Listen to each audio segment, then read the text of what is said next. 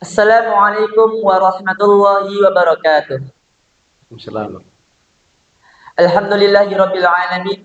Wassalatu wassalamu ala asyrafil anbiya'i wal mursalin wa ala alihi wa ashabihi ajma'in. Amma ba'du. Segala puji bagi Allah yang telah melimpahkan rahmatnya dan begitu banyak nikmatnya pada kita semua.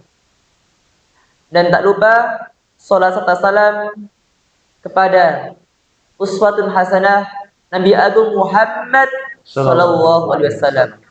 Alhamdulillahirabbil alamin.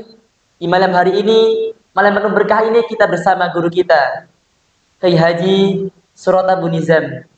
Beliau adalah mudir Pondok Pesantren As-Siddiq di Jakarta.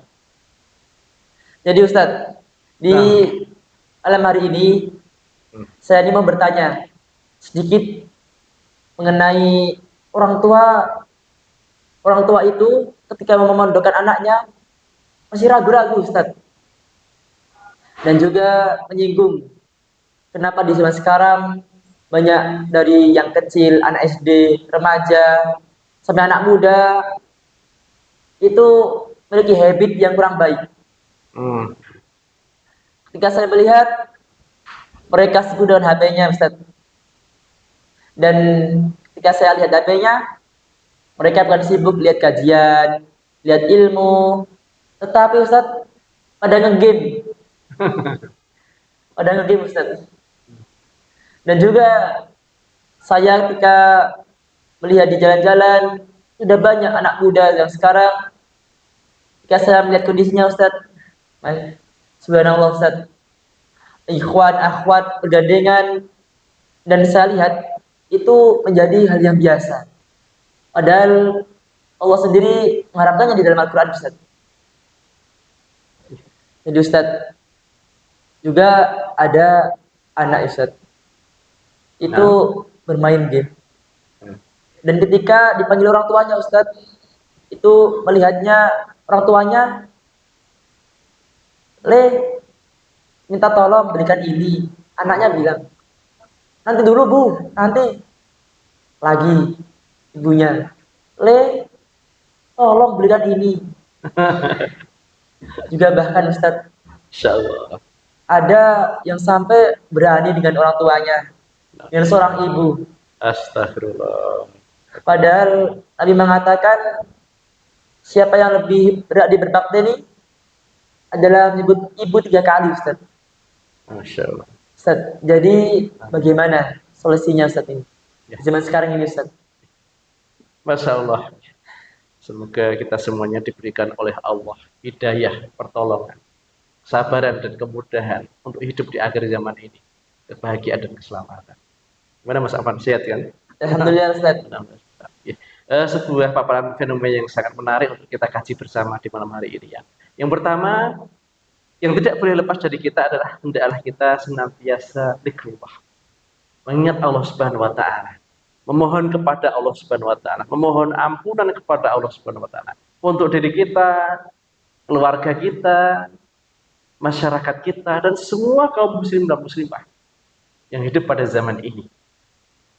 Memohon pertolongan kepada Allah Subhanahu wa taala dan senantiasa kita berikhtiar Iya. bagaimana sedikit umur kita itu bisa bermanfaat di jalan Allah fisabilillah ini dengan berbagai cara, dengan diri-diri kita, dengan doa-doa kita, dengan harta-harta kita, dengan perjuangan umur-umur kita. Apa yang kita lakukan agar umat ini menjadi lebih baik lagi. Yang kedua, ikhtiarnya selain kita memohon kepada Allah, bergantung kepada Allah, adalah bagaimana kita bersungguh-sungguh untuk memasukkan anak-anak kita di dalam sebuah lembaga pendidikan yang di situ mengajarkan tentang ilmu-ilmu agama Islam yang baik dan benar. Karena apa? Di lembaga pendidikan-pendidikan itu yang baik dan benar itu diajarkan agama yang bagus, juga akhlak-akhlak. Dan ini sangat ideal pada era globalisasi ini.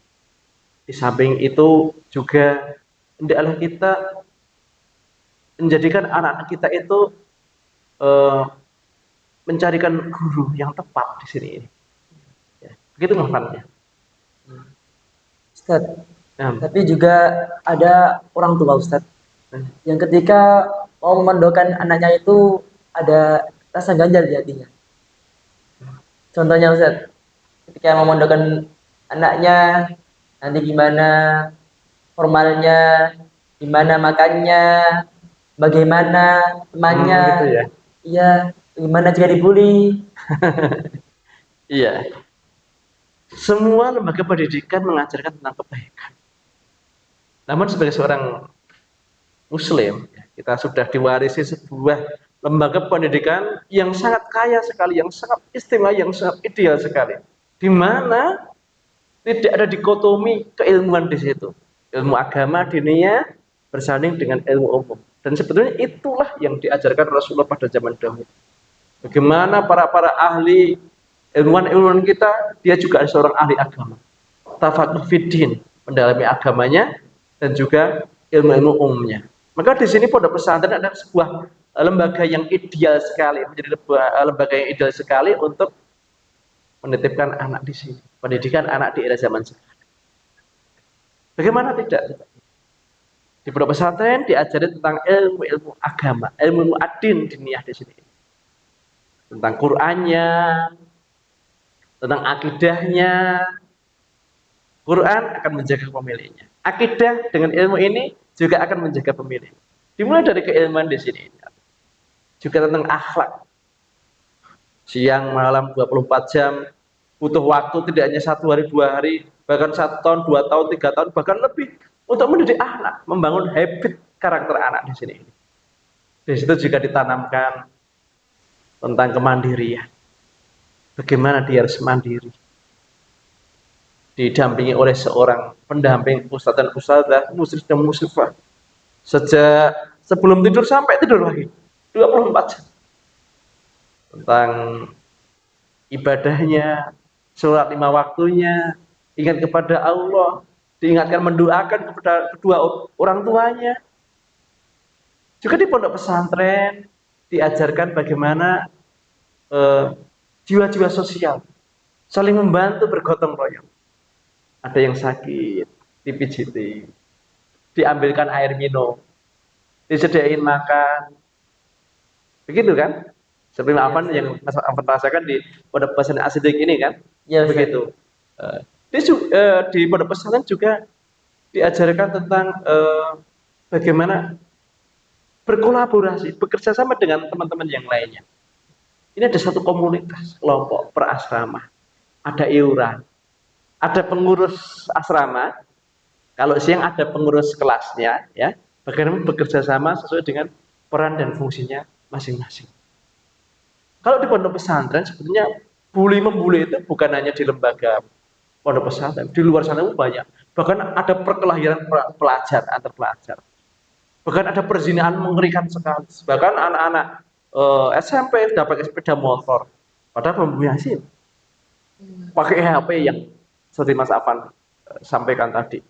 Pakai HP, game-gamean, bahkan ada perzinahan, baru SD sudah papa mama udah cinta-cintaan, sudah peluk-pelukan, ya, itu huru hara agama kayak gitu.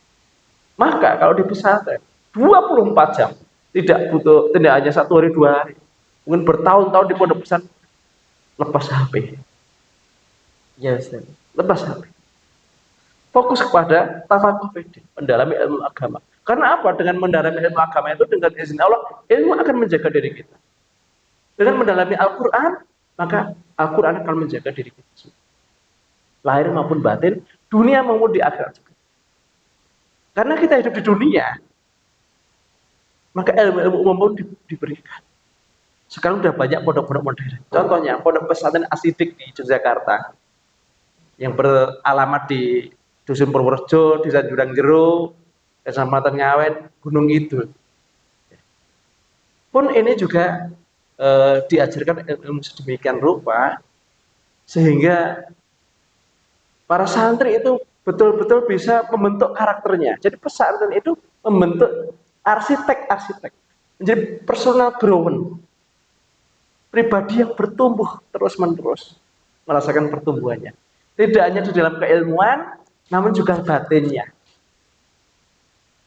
Jadi mendidik batin ini menjadi batin yang hati-hati, yang diberi dengan kesabaran, keikhlasan, ketentraman, keyakinan, qanaah, menerima takdir Allah, tawakal, pasrah kepada Allah, berikhtiar, menjadi jiwa-jiwa yang tangguh, jiwa-jiwa yang merdeka. Di sini para santri akan membentuk diri mereka sendiri, menjadi arsitek bagi masa depan. Karena pesantren adalah sebuah lembaga yang akan mewujudkan cita-cita santri. Cita-citanya apa yaitu? Sesuai dengan tujuannya hidup di sini masing-masing. Tujuannya mondok masing-masing. Di sini mencari apa? Maka menyadarkan diri kita. Begitu masalah. Ya, Ustaz. Jadi Ustaz, di pondok pesantren itu sebenarnya juga diniyah, juga ada formalnya ya Ustaz. Iya ada, di estetik ada. Ustaz, tapi juga ada Ustaz ketika seseorang wali dan yang belum mondok itu berpikiran terkait biaya Ustaz. Oh masalah biaya ya. Ya. Kita adalah sebuah insan. Seorang ustadz, seorang mudir, bahkan seorang guru, ada juga manusia seperti kita semuanya. Hendaklah kita berfisabilillah di sini bersama-sama. Maka anak-anak kita itu membutuhkan satu bekal di dalam mencari ilmu itu. Tidak hanya kita pasrahkan, tidak. Namun kan dia selama di pondok juga makan. Maka biaya makan tidak mungkin ditanggung oleh ustadz dan ustadzah. Karena apa? Ustadz dan ustadzah biar fokus untuk mengajar, mendampingi anak-anak kita 24 jam. Dari mau tidur sampai tidur lagi. 24 jam. Dari mau subuh sampai subuh lagi. Maka tentu saja dibutuhkan biaya pertama untuk makan. Makannya yang di rumah dipasarkan ke pondok dan nanti insya Allah itu menjadi sedekah jariyah, wakaf orang tua kepada anak-anak mereka. Pertama itu, memang sebuah kesuksesan itu tidak mudah. Laisan najau sahlan. Tidak ada yang namanya kesuksesan itu adalah mudah.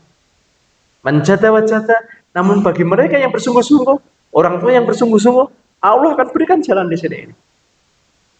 Pondok kok mahal? Sebetulnya nggak mahal. Karena rata-rata pondok hanya biaya makan dan minum.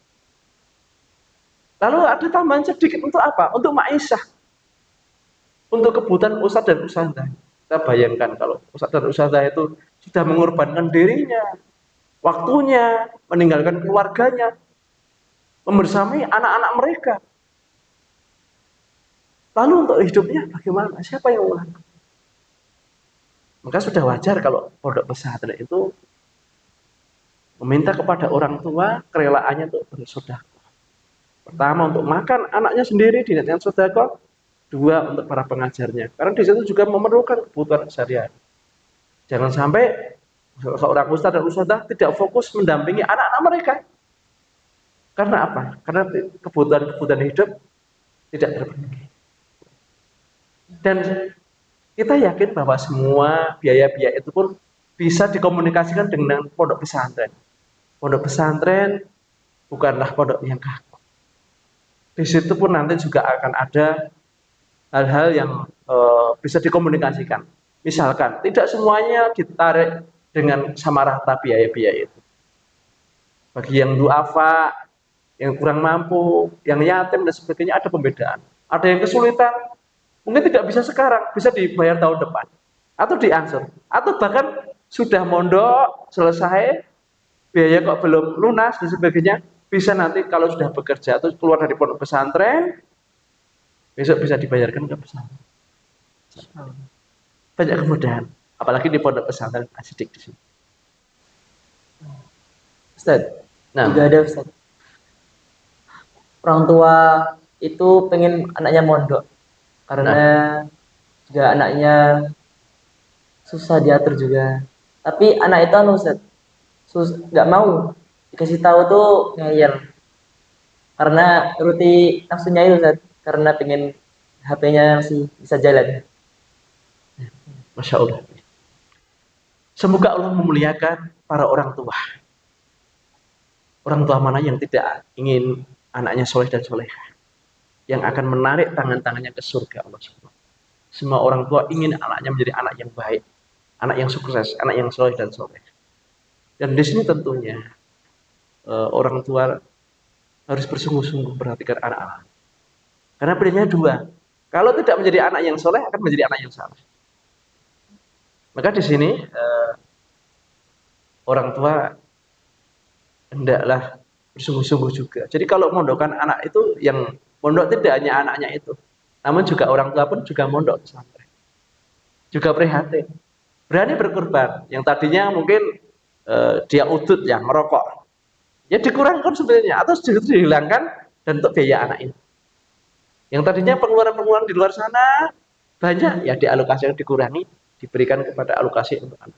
Insya Allah, inna ma'al usri yusra. Sesungguhnya bersamaan dengan satu kesulitan, yusron, Allah akan berikan banyak sekali kemudahan. Itu diulang Allah lagi, inna ma'al usri yusra. Sesungguhnya bersamaan dengan kesulitan, pasti ada kemudahan. Begitu Mas Afan. Juga ada Ustaz, juga ada anak itu dia pengen mondok tapi malah nggak boleh sama orang tuanya Ustaz. Oh gitu. Semoga Allah memberikan hidayah untuk kita semuanya. Sebetulnya aset terbesar itu adalah anak. Tugas orang tua adalah awaken the giant within. Awaken the giant within. Membangkitkan potensi-potensi yang tidur dalam anak-anak kita. Anak-anak kita anak-anak yang hebat. Pemimpin-pemimpin masa depan. Tidak ada yang tidak mungkin dalam diri anak. Ya. Alasan nggak mau adanya kekhawatiran itu. Mungkin kalau zamannya Ustadz Suroto dulu prihatin betul ya, makanya masih kekurangan, digebuk tenanan ya, sungguh-sungguh dengan sapu, dengan kayu, dengan penggaris-penghapus. Sekarang tidak. Makanya udah tercukupi semuanya, enak-enak lagi. Coba Mas Afan, pernahkah dalam 1 minggu nggak makan ayam? Belum pernah Ustaz. Ya, menunya enak-enak. Alhamdulillah Ustaz. Enak-enak, Masya Allah. 3 kali sehari setiap makannya kan? Iya. Ya, tercukupi semuanya. Ya. Itu luar biasa. Lagi pada pesantren asyidik. Kekhawatiran tentang pembulian ya, itu hanya terkadang selisih pendapat sebentar saja. Selang 1 jam, 2 jam selesai, bergurau lagi. Ya, berkumpul lagi, mainan lagi. Ya namanya juga anak-anak. Apalagi setara SMP, SMA. Ya, kekhawatiran ini hendaklah dihilangkan dari kedua orang tua, diri orang tua. Saya pun juga punya anak yang saya santrikan di pondok pesantren asyidik. Kekhawatiran itu, dan setan senantiasa membuat kekhawatiran tentang dirinya, tentang anak-anaknya besok gimana. Namun bekal terbaik pendidikan agama, pendidikan anak-anak adalah itu yang paling utama untuk keselamatan dan kebahagiaan dunia dan akhirat. Karena zaman yang akan dilalui oleh anak-anak kita besok itu kita belum pernah tahu seperti apa. Anak-anak kita dilahirkan bukan pada zaman kita, dan anak-anak kita hidup besok masa yang akan datang juga kita belum pernah merasakan seperti apa besok dahsyatnya hidup di akhir zaman ini. Maka ilmu akidah, ilmu ibadah, dan juga masalah karakter anak dan kemandirian anak di sini sangat dipertaruhkan di sini. Maka saatnya sekarang juga orang tua memantapkan hatinya, pilihannya, mondokkanlah anaknya di pondok pesantren. Bukan karena anaknya nakal, bukan karena takut biaya dan tidak. Namun betul-betul ini kebutuhan dan ini kewajiban kita sebagai seorang muslim, dan sebaik-baik bekal adalah membekali anak kita dengan ketakwaan, pendidikan agama yang baik, lembaga yang baik, yang unggul, yang bagus, mengajarkan moral yang bagus, dan juga memberikan ruang untuk pada para santri untuk berkreativitas. Sehingga anak-anak itu akan menemukan jati dirinya. Santri itu akan menjadi arsitek perancang bagi hidupnya yang akan datang. Disinilah kita terapkan di pondok pesantren asyidik di Jakarta. Ustaz, juga ada Ustaz. Ya. Anak itu memiliki suatu penyakit dan ditakutkannya ketika mondok itu kambuh Ustaz. Nah, Jadi anak itu sebenarnya pengen mondok, Hmm. tapi dia punya penyakit, contohnya yang sering kabut, tipes, Hmm. yang lebih dari 4 kali, Ustaz. Dia pengen mondok, Ustaz, tapi Subhanallah. karena ada penyakit dia takut kalau kabur nanti gimana gitu. Oke. Di pondok-pondok sekarang saya sampaikan seperti di awal tadi, jangan khawatir masalah makan, apalagi kesehatan. Sekarang klinik pun pondok ada klinik, ada kerjasama klinik. Rumah sakit besar dari kalau dari Asitik ya di sini ya dari Ngawen itu sebelah utara ada RSI Cawas. Sebelah selatan ada RSI Karangmojo, ada PKU Mudia, ya, ada PKU Pembaris Cawas, dekat sekali. Dan kita itu sudah menjalin kerjasama dengan beberapa rumah sakit atau klinik-klinik kesehatan. Jadi di situ sudah ada bagian tersendiri untuk menangani kalau sakit ini, sakit itu dan sebagainya. Dan perlakuan anak-anak yang punya riwayat sakit seperti itu beda dengan anak-anak kebanyakan. Misalkan dia punya asma. Dalam olahraga-olahraga fisik tertentu, pas selat misalkan, ada selat yang mengharuskan dia itu berlatih khusus tentang pernafasan atau tentang olahraga yang itu mengakibatkan asmanya kumat, maka akan diberi perlakuan itu dihindari. Dari guru pun juga ada training. Dari klinik kita sudah kerjasama. Dari berbagai rumah sakit sudah kerjasama. Jadi tidak usah takut modokan. Bismillah. Bertawakal Allah. Bertawakal kepada Allah Subhanahu Wa Taala. Kita sudah berikhtiar semacam. Gitu. Dan juga ada, Ustaz, Nah, anak itu berpikiran begini, Ustaz. Nanti kalau aku sakit, siapa yang ngurus? Oh, di rumah kan ada orang tua. Kalau di pondok siapa? ya, ya. Itu sebagian besar orang tua khawatir seperti itu. Dan kekhawatiran ini adalah merupakan bisikan-bisikan dari yang tidak baik. Maka mantapkan hatinya di pondok pesantren. Meskipun ya kekhawatiran itu adalah sebuah hal yang wajar. Khawatir kalau gini makannya bagaimana, khawatir tentang nanti keamanannya bagaimana itu wajar-wajar saja. Namun kekhawatiran itu dihilangkan. Soalnya sekarang kita bagaimana orang tua, termasuk saya juga sebagai seorang tua, meninggalkan anaknya di pondok pesantren. Agar apa? Agar anaknya tangguh. Kita lihat misalkan contohnya seekor elang, seekor induk elang. Bagaimana dia melatih anaknya yang masih kecil, dilatih untuk terjun dari jurang yang cukup tinggi. Ya tega nggak bisa, tega. Namun apa yang terjadi? Dia seekor anak elang ini akan tumbuh besar dengan kuatnya, dengan hebatnya, bisa terbang bahkan lebih tinggi daripada kedua orang tuanya. Dan kita yakin, apalagi sebagai seorang tua harus yakin bahwa anak punya potensi yang luar biasa. Tugas orang tua adalah bagaimana membangkitkan potensi-potensi yang ada dalam setiap anak-anak kita. Anak-anak kita punya potensi hafal Al-Quran, punya ilmu ini, punya ilmu itu, bagus, masa depan yang bagus. Dan ilmu agama yang baik, ibadah yang baik, karakter yang baik, budi pekerti yang baik, diajarkan di pondok pesantren. Juga ilmu-ilmu umum. Tidak dibeda-bedakan dengan sekolah-sekolah di luar sana. Pondok pesantren sekarang menjadi idola. Dan ada image kalau di pondok pesantren itu adalah harus hanya orang-orang kaya, tidak benar juga. Pondok pesantren Asidik ada yang hanya sekian per bulan, hanya sedikit per bulan, tidak masalah. Bismillah, semoga Allah memberikan kemudahan, kita semuanya diberikan kemudahan oleh Allah Subhanahu Wa Taala. Ada donatur-donatur yang bergabung untuk pembiayaan di pondok pesantren Asidik. Ustaz, juga ada seorang anak, Ustaz. Nah, Anaknya ini malah berpikir begini, Ustaz. Dia pengen mondok, tapi malah takut nyusahin orang tuanya, Ustaz. takut, nah, Nyusahin orang tuanya. nah. Sebenarnya hal seperti ini perlu dikomunikasikan ya. Maka bagaimanapun juga usia SD, usia SMP itu peran orang tua ini dominan. Kasih ruang bagi anak-anak untuk bicara. Ada voice, ada suara-suara anak-anak kita. Ini pesan bagi orang tua ya. Ada voice anak, suara-suara anak itu didengarkan. Rintihan-rintihan itu didengarkan, peka. Jadi orang tua yang peka. Jangan sebaliknya. Jangan-jangan orang tua banyak gadgetnya, bermain HP. Jangan-jangan sehari semalam menyentuh anak dengan menyentuh HP, banyak menyentuh HP. Ah ini musibah ya. Udah ini musibah. Anak-anak kita itu adalah aset kita terbesar. Anak kita itu dunia dan akhirat kita untuk masa depan kita. Anak-anak kita itu menjadi penyebab kita pada surga. Jangan sampai hilang kesempatan untuk mendampingi anak-anak kita sendiri. Voice.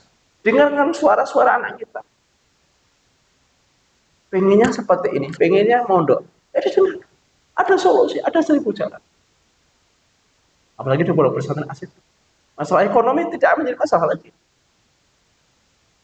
Kalau anak kok sudah punya kelenteng mau mondok pesantren, itu sebuah keanugerahan luar biasa.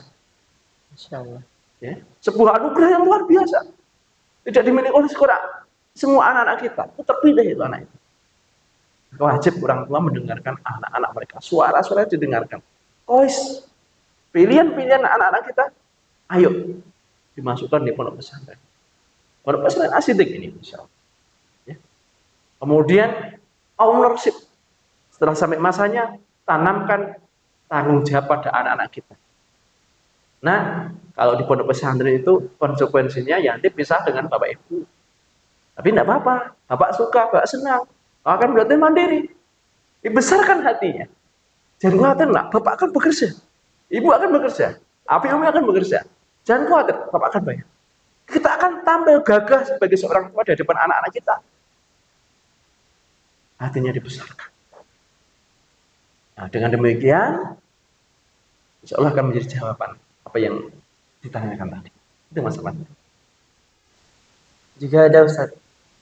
Hah? Ada yang takut ketika mau mendoakan anak itu besok kerja apa, besok gimana keuangannya, finansialnya. Yeah. Sudah saya katakan tadi di awal bahwa pondok pesantren sekarang adalah, apalagi di pondok pesantren asidik, ada 2 lembaga ya. Satu pondok pesantren itu juga resmi di bawah Kementerian Agama, ada SMP, SMA, SD bahkan ya, itu di bawah Dinas. Jadi untuk urusan agama, hidup, ya sehari-hari kita bekali dengan ilmu agama ini yang baik. Dan itu menjadi dasar dari kehidupannya. Dan jangan khawatir untuk ilmu dunia, ya di pondok pesantren asidik, ijazahnya resmi, Dinas, ya atau Kemdikbud. Kalian semuanya resmi, ada ijazahnya semuanya dari TK PAUD, SD, SMP, SMA, SMA resmi. Dan bisa melanjutkan ke perguruan tinggi. Tidak kalah hebatnya dengan sekolah-sekolah yang reguler. Kita boarding 24 jam di pondok pesantren. Ini ya image yang masyarakat sebagian itu kalau di mondok itu nanti masa depannya bagaimana. Emang kalau di nggak mondok juga punya langsung lulus SMP kerja, lulus SMA kerja gitu. Juga tidak juga. Itu tergantung orang. Maka di sini adalah 99% kesuksesan ditanamkan bukan hanya kognitif di pengetahuan, namun juga keterampilan. Dibekali keterampilan juga di sini. Keterampilan bertani, keterampilan meneruskan usaha ayahnya, punya jiwa-jiwa entrepreneur. Dimulai dari apa? Kemandirian. Dimulai dari apa? Kolaborasi, saling membantu. Dimulai apa? Dari public speaking-nya. Seperti Mas Afan ya, ini dilatih public speaking. Gak apa-apa berlatih. Mentalnya dibangun dulu. Kalau mentalnya sudah bagus, yang lainnya mengikuti. Gitu. Ustaz, Nah, juga ada yang berpikir begini Ustaz. Ketika mondok kan ini medannya kecil. Nanti gimana kalau mau makan antri direbuti sama seniornya terus gak diadili karena yang memiliki badan kecil dia takut. Oh, sebuah ketakutan ya. Padahal di situ kan sudah ada pendampingnya, ada penanggung jawabnya, dan akan dipantau. Di pondok pesantren diajarkan adab-adabnya, antara ini antri, tidak pandang itu santri SD, SMP, SMA, SMK, tidak pandang itu. Yang penting sesuai dengan antrinya masing-masing. Dan itu kan sudah ada di pondok pesantren kita di asidik. Badan kecil, badan besar, sama semuanya, antri. Dan ada masing-masing. Ada penanggung jawabnya masing-masing. Jangan khawatir masalah ini. Apalagi sekarang ada jajatannya masing-masing.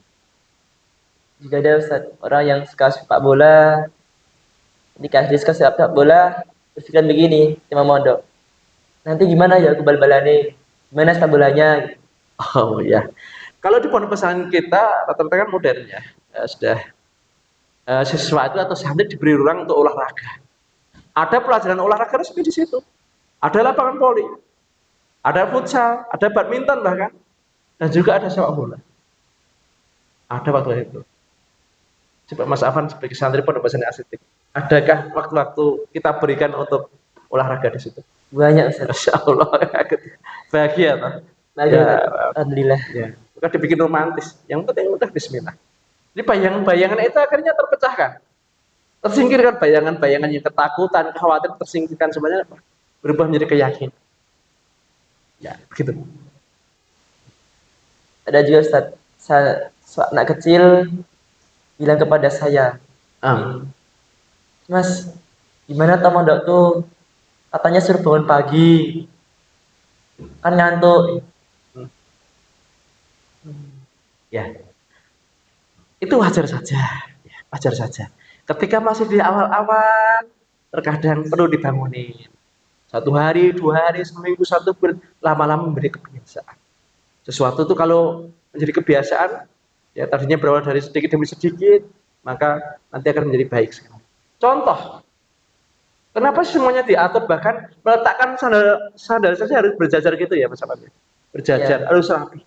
Kenapa? Bahkan bangunnya harus bagus juga. Karena memang kita itu mengarahkan santri membentuk karakter yang bagaimana? Pertama, memanajemen waktu sebaik-baiknya. Di dalam keyakinan kita agama Islam, waktu yang berkah adalah waktu subuh di antara. Yang paling utama waktu subuh. Maka subuh itu harus bangun. Harus mendekatkan diri kepada Allah Subhanahu wa taala. Malamnya pun dengan harus tahajud. Ini menjadi keutamaan bagi seseorang yang anaknya di pondok pesantren. Dan bagi santri sendiri, ini adalah sebuah keutamaan. Karena apa? Kita dibimbing langsung, didampingi langsung untuk menjadi orang-orang yang hebat dan tangguh. Menjadi anak-anak yang tangguh, perkasa. Dan itu mungkin berlangsung 1 bulan, 2 bulan pertama. Seterusnya menjadi kebiasaan. Termasuk puasa Senin Kamis juga. Dan puasa-puasa yang lain. Seperti Ramadan lah. Mau pertama mau masuk Ramadan mungkin ya awang-awangan ya. Membayangkan gimana sih 30 hari setelah dilakukan, enak ya ternyata 2 hari 3 hari ending bersama-sama. Dan kita berjamaah saling menguatkan di sini ya. Kalau udah bersama-sama itu nanti berjamaah itu saling menguatkan. Ya. Coba kalau puasa Ramadan itu nggak bersama-sama coba. Ya.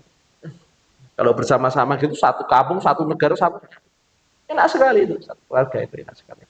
Kalau dibayangkan ya hanya persen-persen berat. Begitu juga di pondok pesantren, di ruangan itu ada pendamping, ada musyrif dan musyrifahnya, ada ustadz dan ustadzahnya. Kalau sendiri dibangunnya di rumah mungkin sulit. Namun kalau udah bareng-bareng dengan temannya akan enak sekali, terasa ringan. Begitu Mas.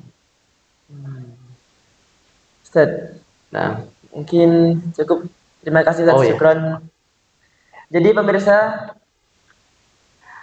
yang masih dari wali santri, wali siswa yang masih ada keraguan di hati untuk memondokan anak, hilangkan keraguan itu. Karena di pondok itu bukan hanya ilmu agama yang diajarkan, tapi ilmu dunia juga. Dan terutama di pondok pesantren Asyidik ini diajarkan ilmu Al-Qur'an. Di mana di sini Al-Qur'an itu kunci dunia dan akhirat. Ya Ustaz. nah, benar sekali. Ya. Ya. Dan bahkan banyak universitas di Indonesia ini yang membuka beasiswa untuk para penghafal Al-Quran. Jadi pemirsa jangan takut memondokkan anaknya. Syukran. Wassalamualaikum warahmatullahi wabarakatuh. Waalaikumsalam warahmatullahi wabarakatuh.